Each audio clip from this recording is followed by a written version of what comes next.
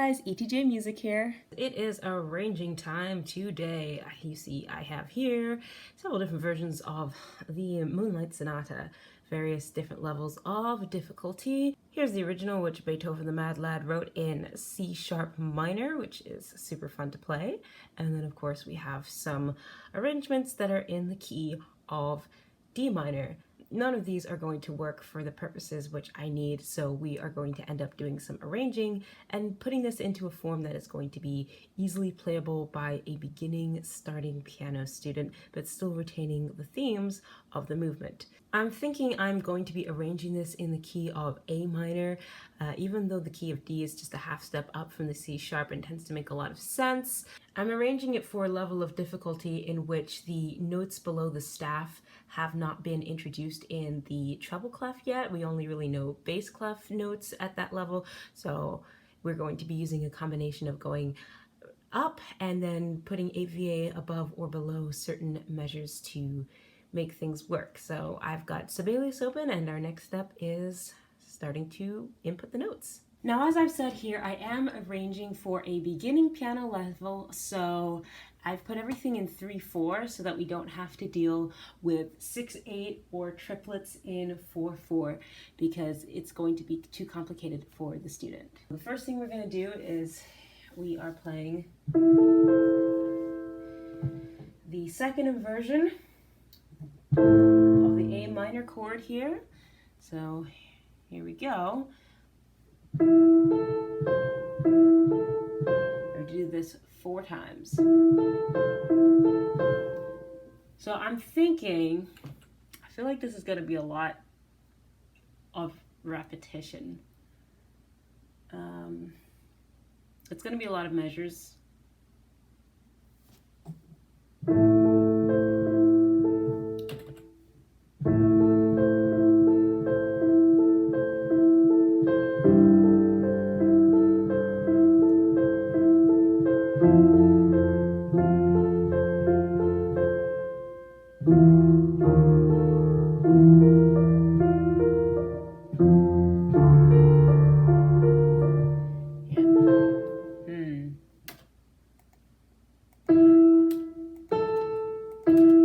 I'm thinking I do need to have all 4 measures because otherwise I'm just gonna have like weird ties all over the place instead of having repetitions. There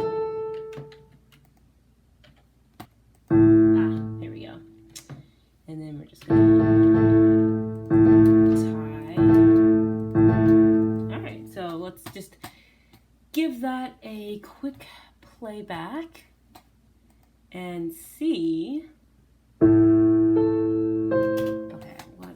This is Andante. I need to change this to chord note is going to equal da da da da da da da da. Because I don't want it to be too fast for the student. Let me think. I've got my metronome here. Normally the quarter note itself, if this was in triplets, would be set to 66. Da, da, da, da, da, da, da, da, da, da, da. 1, 2, 3, 4, 5, 6. 1, 2, 3, 4, 5, 6. Okay, so I'm gonna have to set it. The dotted half note equals 60, and then the student can go faster or slower than that. 1, 2, 3, 1, 2, 3, 1, 2, 3, 1, 2, 3. Okay, that's perfect. Yeah, all right, just a bit more to go.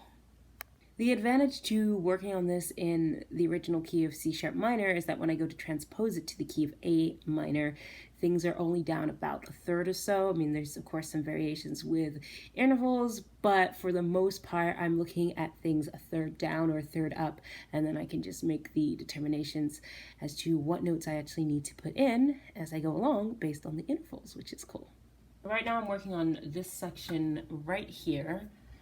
What I'm doing is I've gotten past the main, and it should go, and that's a little bit tricky to do for the student So at that level, what I'm going to be doing is actually changing this into a 3-beat. So it's going to become 1, 2, 3, 1, 2, 3, because that's easier for the student to read. And the left hand is going to carry this. And you know what, actually what we're going to do is take this and move it down an octave, because while it sounds really good to me up an octave, I'm looking at those E notes and thinking that, well, we haven't learned those yet, so those are going to be very difficult to play at the level I'm arranging it for. So that has to be much lower down. And then of course there's a complication with the left hand, so we'll have to look at what things make that a little bit easier. Let's listen to what we have so far and then see. I'm thinking we need to jump ahead and just kind of truncate the middle section and just maybe throw in some of the familiar themes, but we don't want to make this too long and have it be something that looks very overwhelming for a beginner student.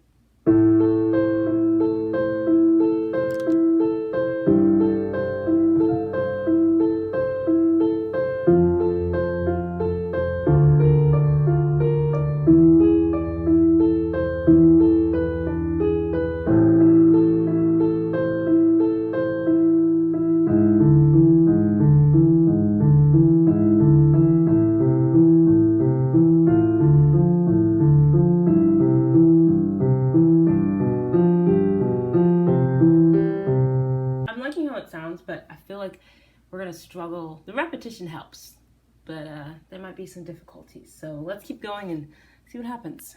So Beethoven does some clever stuff with his transitioning when he's modulating from one key to the other. So because here what I've done is I've ended up in C major and I need to transition my way back to D minor, but I'm going to be using the help of some of the arrangements that I have to see how they're transitioning back and then model mine around that to make it a little bit easier.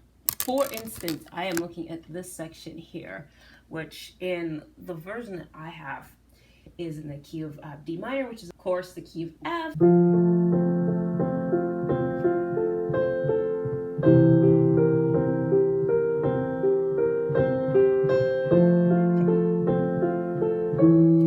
And I'm thinking, okay, how do I transition that into the key of C here? Well, I'm looking at the chords, obviously this 5/7 chord. So I just need to make it a 5/7 chord and keep to my strategy of what I'm doing. Of course, I'm not going between the hands here for this one because it's a little bit more difficult for the level I'm arranging for. So what I'm just going to do is this.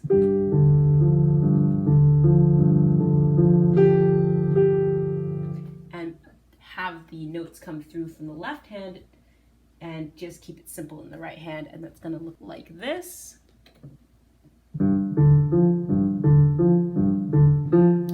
And then I have to go, of course, to the next chord here, and that takes us back to, let's see, one chord.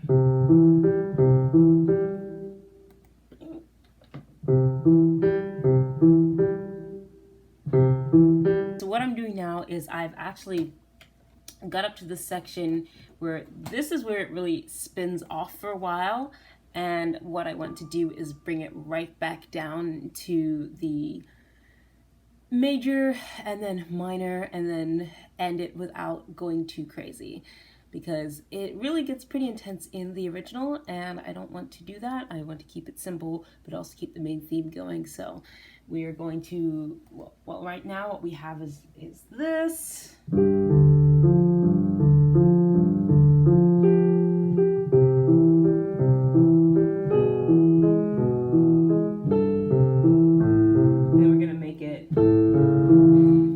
Make some major stuff and go on from there. So I'm not really loving what I have here, because if we look at the beginning, you'll notice it's a lot of right hand, very simple left hand. And then eventually we switch and we've got a lot of left hand, very simple right hand. And I don't want to continue that the whole way through. So I'm thinking, whoops, I went to the other side.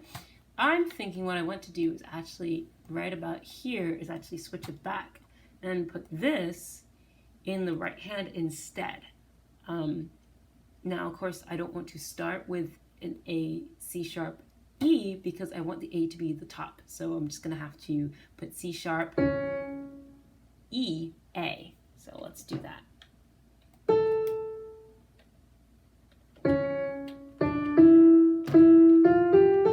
And then these I'm just gonna make octaves.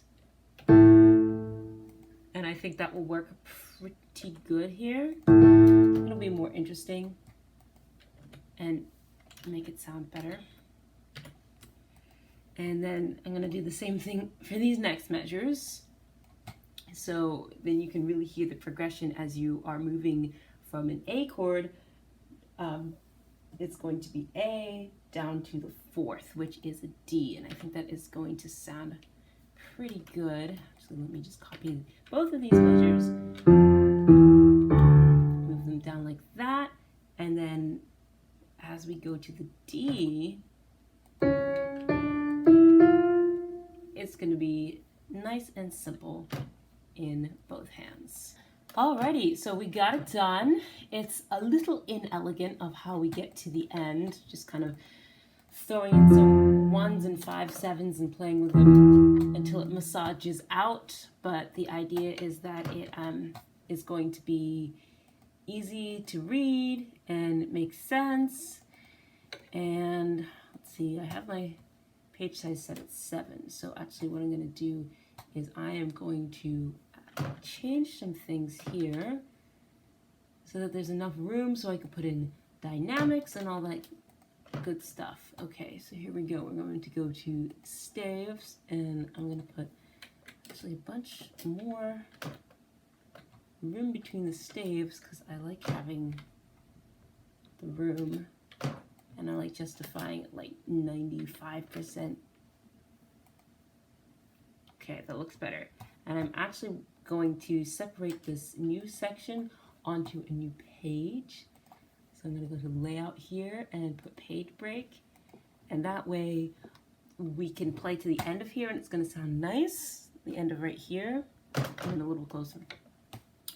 We can play to the end of here and it's going to sound nice. Or we can keep going and we're going to play over here. So let's see how this sounds right now. I'm going to go back to the beginning, and it doesn't have any pedal, any dynamics, but we're just going to take a gander.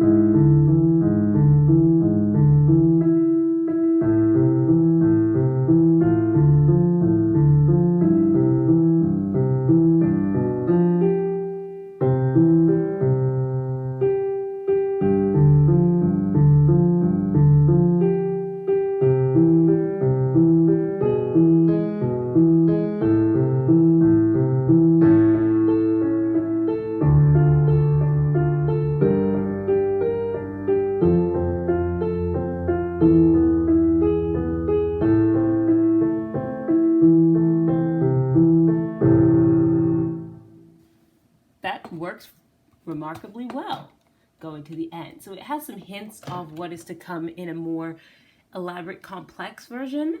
And I think I've done pretty good with arranging it based on the original, with just looking at some of the chord structures that I've simplified in some of the other versions that I have, but not directly copying them, just kind of throwing in my own thing and still getting the flavor of the original. So now we have to add pedal and dynamic markings and all that good stuff. All right, I have a lot of things in now. Now I'm just going through the process of adding finger numbers, and one of the things I do that I like to show the hand position changes is to put a circle around the finger numbers, which they do in the Faber series.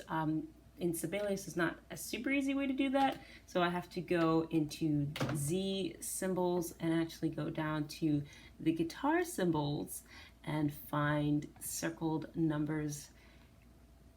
If there's another way that would be easier, I would definitely love to know that. But this is what I have for now, and it works. I just would love to be able to make them bigger. Did I go too far? Yeah, here we go. And so by doing this, it helps the students know what to do. So then I can say that, okay, so this 5 stays the same, but this 1 and this 3 are going to change. And also, let's see, then the 1 stays the same. What did I do? I didn't put that in the right spot. The 1 stays the same, and again, the 3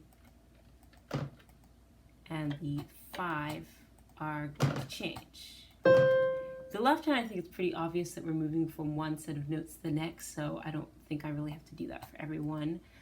Let's see, then these 2 stay the same, 5 changes again, so I'm going to put that right here. And then 1 and 3 change again, so that's going to be over here. And then all 5 numbers change. So I'm going to play, let's see.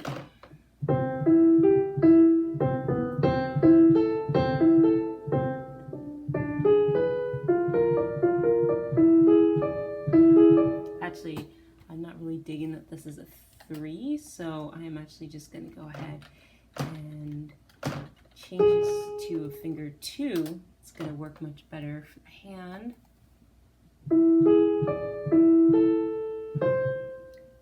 Let's see.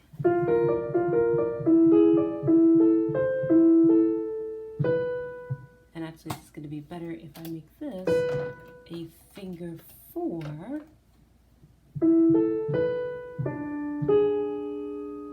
Make me 4 or 5, so I'm just leaving it. And this should actually be a 2 and a 5.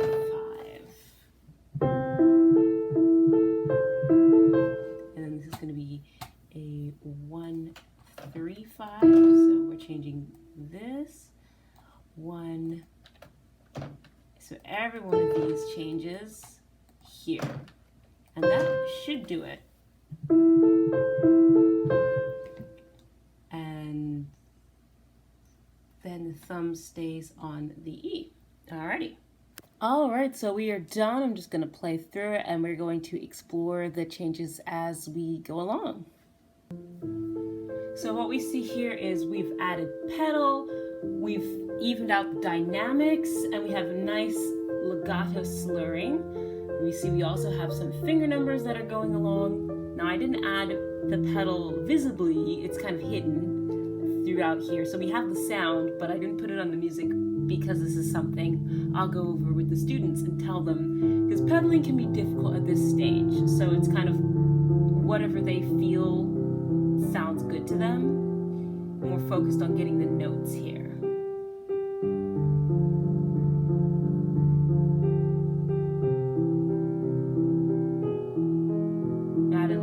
Crescendo. Again, they might not really know what that means, but I'll explain it.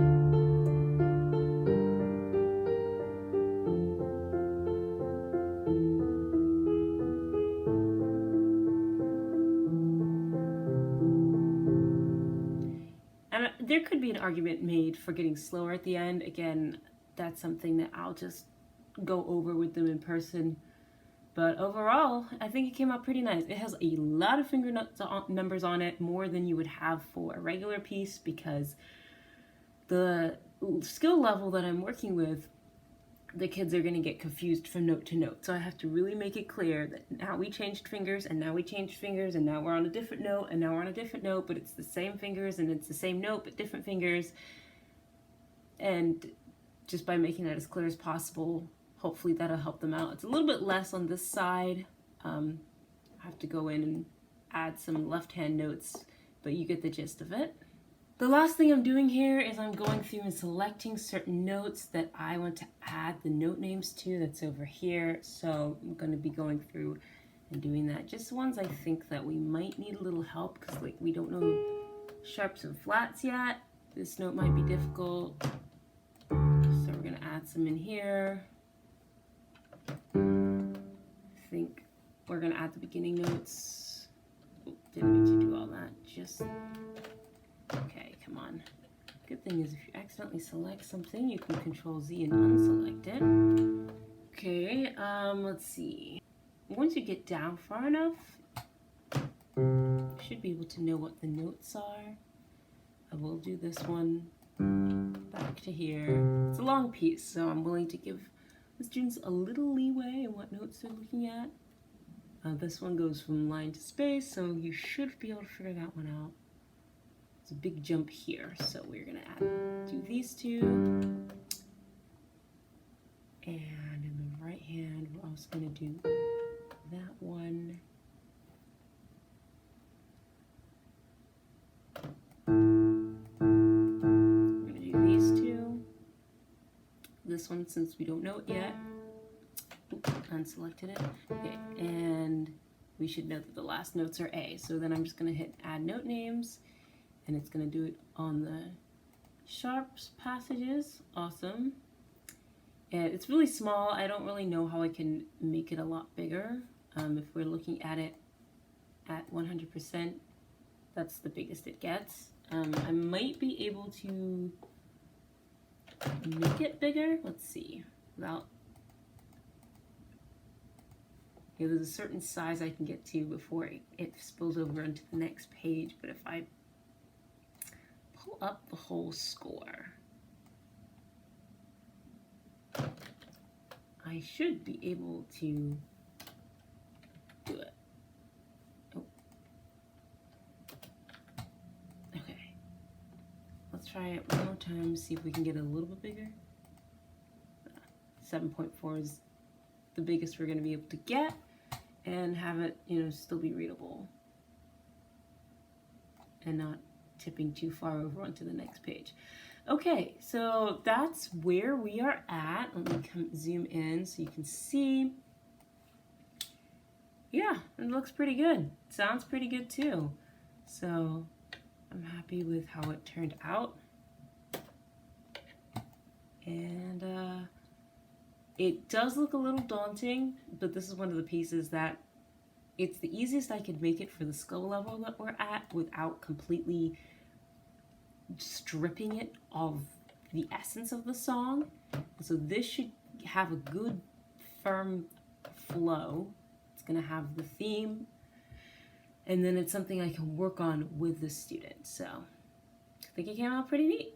Well, that was us arranging the Moonlight Sonata for students, beginning students, and using a combination of the original score and then some simplified scores to just make sure that we have all the chords and some ideas onto how to get from the middle, which starts to go really crazy, and just kind of heel turn right into the end. So it's my unique arrangement based on the original score with some guidelines from other arrangements. And I am looking forward to working with some students on this and seeing how it all goes down. But until next time, ETJ out.